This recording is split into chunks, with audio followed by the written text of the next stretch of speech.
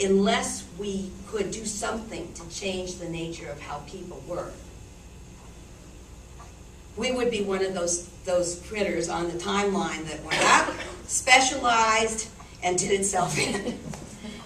And she really felt that we needed to understand this evolutionary process starting at a young age so we could begin to see how our actions affected one another, affected the planet, and affected the universe. So Montessori, in many senses, was one of the very first environmental educators, although I don't think she would have called herself that.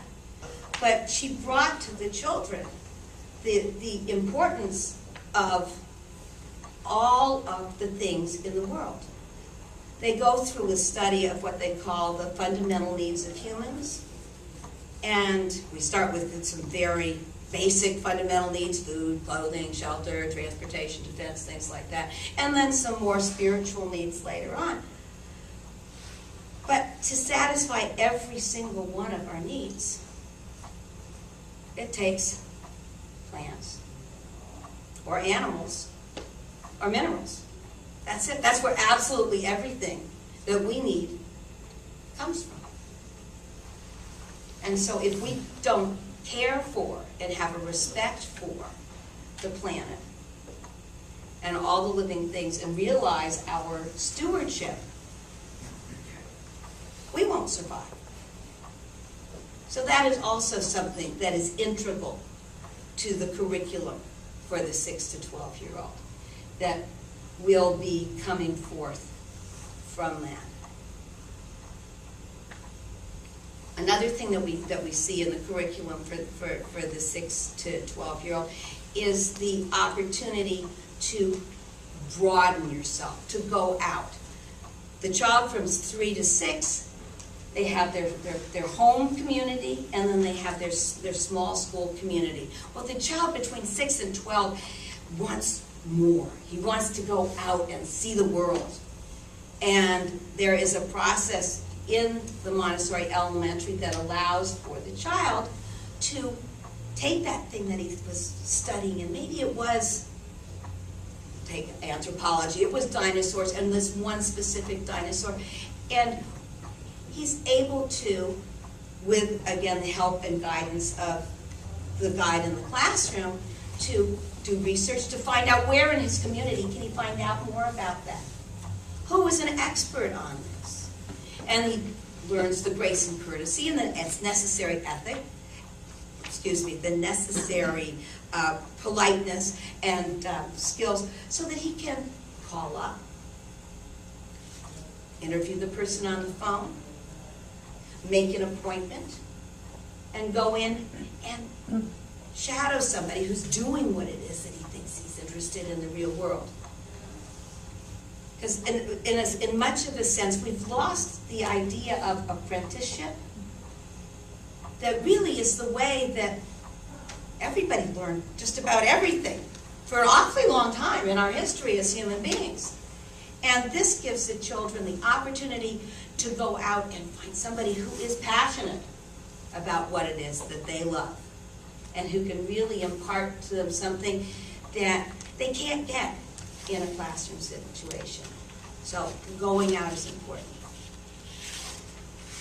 Montessori also realizes that the child developmentally at this time is in the period of the abstracting and reasoning mind.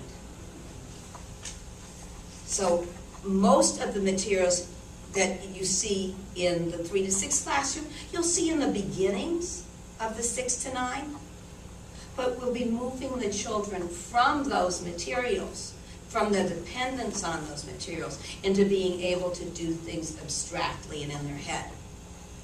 Montessori is just exquisite materials for teaching math concepts. I'm sure if you go in the classroom, you'll see the golden beads where your unit is like a point, the 10 bar is a line, the 100 square is a plane, the 1,000 cube is a solid. I mean, so totally graphically, you can tell the difference between your units and tens and hundreds and thousands, and they can do all the operations using these very concrete materials that show exactly what's going on.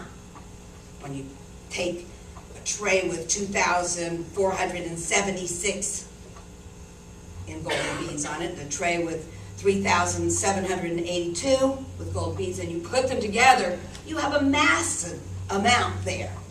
And you can really see how when you add it, so much more. When we do subtraction, you have a rich man, and he gets a lot. But then he's generous, and he lets his friends take away from him. You can see when you take away that it's less. What's happening? Same with multiplication, division. So children at a very young age are doing these operations, but they're doing them with the assistance of concrete materials. In the elementary, we take them from those concrete materials to being able to do all of these operations abstractly and in their minds. And you'll see in the classrooms, you'll see the golden beads are still there because they're making that transition. They're making the transition to abstraction. That's where we're going to end up. You'll see the wonderful bead frames for doing all of, again, another way of seeing how to do the different operations concretely. But you'll also see the older children doing their work just with paper and pencil. But when they're doing it with paper and pencil, they understand what they're doing. It's not just that they memorized, 3 plus 8 is 11, put down the 1, carry the 1, and so forth. They really know what they're doing. And if they forgot what was happening, they could take themselves back to those golden beads.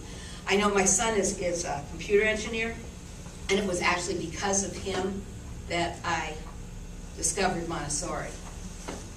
And he tells me to this day that when he gets confused, he goes back to those images in his mind, and it brings clarity. So we are really giving these children tools that will last them for their lifetime. And that's another really important thing about Montessori education, is she calls it education for life. It's not, I remember being in school and, there were things you had to learn, and you would study them until you had to take the test, and then as soon as you took the test, you were done. And, I can remember thinking, oh, just as soon as I can get that test over, then I don't have to think about these things anymore. Well, because Montessori is following the interest of the child and is respecting the nature of that individual and what they want to learn, the kids just keep wanting to learn. They're focusing and they're concentrating, and they're building on what it is that they're interested in, and they keep that kind of a spark. I started my school in 1979 down in California, so I have kids who went to that school who are grown-ups now. And so, this is all anecdotal, but they still come back and see me. And I was their preschool teacher. I taught them from the time they were 2 and 2.5 until they were 6. And these grown-ups still come back to see me and tell me about how it is to be a grown-up now and what it was that their experiences in Montessori